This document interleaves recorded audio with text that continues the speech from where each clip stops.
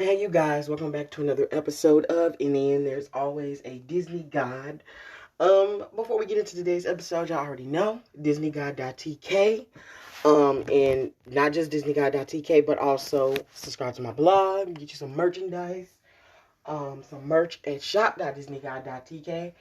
And yeah, let's get into today's episode of what we're gonna be talking about today. So today we're actually going to be reviewing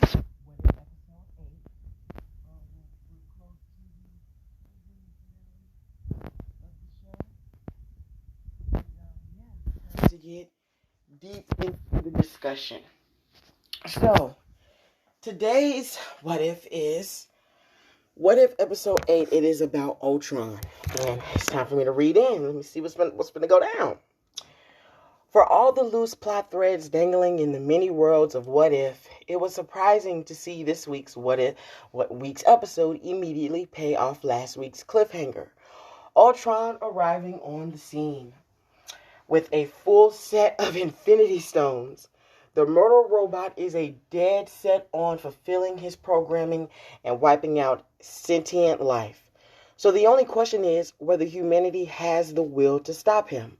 Well, that and is the Watcher finally going to move his melon on a toothpick head and help us out? As we near the end of the season, What If is more forthcoming with answers to questions like these, leaving this week's alternate sequel to 2015's Avengers Age of Ultron as one of the clearest displays yet of What If's strengths and potential for extrapolating worthwhile stories of out of the MCU canon.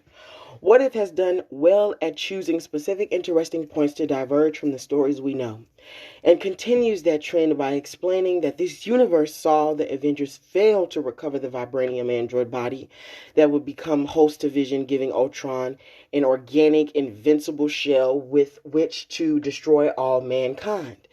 And destroy all mankind he does. The Watcher's retelling of Ultron's victory is surprisingly bleak and sober, which sets up the stakes for the rest of the story nicely. Episode 8 does a good job keeping the themes of Age of Ultron at the forefront by centering the story on the lone human survivors of Ultron's nuclear holocaust. Black Widow and Hawkeye, it's always valuable in MCU stories with gods and celestials and eternals and so on to remind us just why the normies like Natasha and Clint belong on the table. Often joke about for their lack of powers, they're an obvious choice as a long shot last hope. But in the context of Ultron's Inhuman Legion, focusing on them feels appropriate. Belle fares far better as Natasha this time out, mainly because the setting keeps the character more grounded and less jokey than she was in episode 3. More attention is given to Clint's story, who's struggling to fight on after losing his family, and Renner brings that daunting challenge to life well through his performance. Clint's wavering will to survive serves as the argument against Ultron's philosophy in microcosm. Well, captured in a stunning shot of a solo Clint going up against hundreds of Ultron drones at once. This episode feels the most cinematic of any What If installment yet, which goes a long way towards making it feel like a continuation of the events of Age of Ultron. What If doesn't spend much time on depending our understanding of Ultron with his more nuanced personal motivations, taking a backseat to his broad peace in our time directive. But with his father figure dead at this point, finishing the job he started is a good enough incentive. Marquand goes 2 for 2 on subbing in the MCU villain actors, capturing James Spader's sneering superiority, although his Red Skull has a touch more fidelity to the original performance than his Ultron. Ultron's aptitude for universal slaughter leaves him in the same situation as Strange Supreme, along all of creation with only the Watcher to keep him company. But a complete set of Infinity Stones is only the key Ultron needs to open the door to the multiverse, and the confrontation between the two beings send the episode into mind-bending territory. The Watcher's choice to abandon passivity and actively engaged in the story he's narrating has been telegraphed since the very start of What If. And it was a little disappointing to see the decision was driven not by a moral resolution, but by self-preservation. After Ultron broke his door in and waved the Infinity Stones at him threateningly, the Watcher in Ultron's multiverse traversing battle calls to mind Doctor Strange and Caecilius. No, Caecilius, Mirror Dimension Duel, and goes for broke on Gonzo visuals, including a killer Galactus nod, but does suffer from the show not establishing what the Watcher is capable of in a fight. Because we have no way to know how strong the Watcher is, especially relative to a complete set of Infinity Stones, we spend most of the fight asking, what can the Watcher do? And you know what? That's what I said, because the way the Watcher looks over the universe, you would think that he's the most powerful character out of the entire universe, in the MCU universe, because you see him watching the universe closely. So you would think he's the most powerful MCU character. I mean, that's what you would think. The answer to both appears to be whatever the writers need. The sequence ends up being less effective than moments where Ultron drones are closing in on Clint and Natasha, as the cost and likelihood of their failure is clear and easy to connect to. Balancing action and plot and understanding which stories benefit from that focus shifting one way or the other has been one of What If's biggest challenges, and this week it is no different. While the Ultron Watcher fight works overall, the Ultron Captain Marvel showdown on Xandar feels like a diversion engineered to add one more fight scene. Age of Ultron works best in its quiet moments, pondering heady, existential questions. The same goes for Episode 8, which, aside from occasional students, does a decent job balancing big ideas and big draws.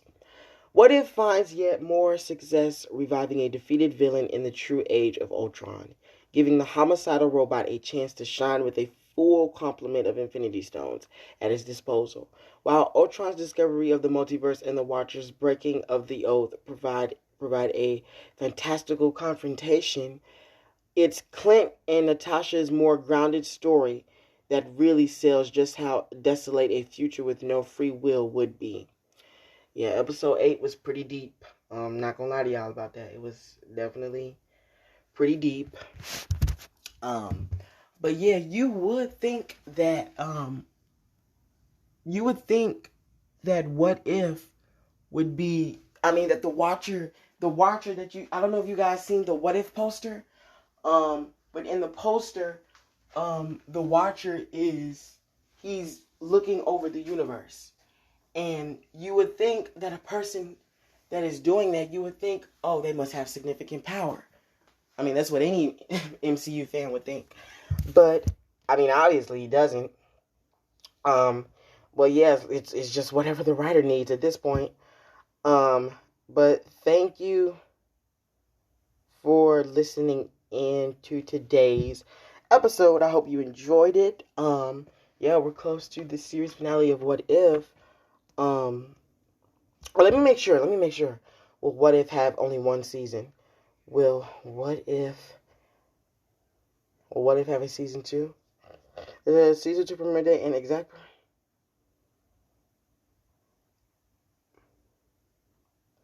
Oh, they said there might be a chance that season 2 may premiere in 2022. It might. It says Bradley said that there were a number of stories considered for the Marvel show which explores MCU events in alternate timelines.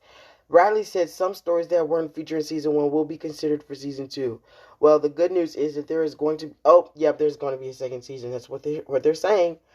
But yeah, I hope you enjoyed today's episode. Make sure you listen in. Subscribe to this podcast on all streaming platforms. And DisneyGuy.tk, y'all already know what to do there. And get you some merch. You already know what to do there as well. Shop.DisneyGuy.tk. I hope you enjoyed today's episode. And yeah, bye-bye, guys.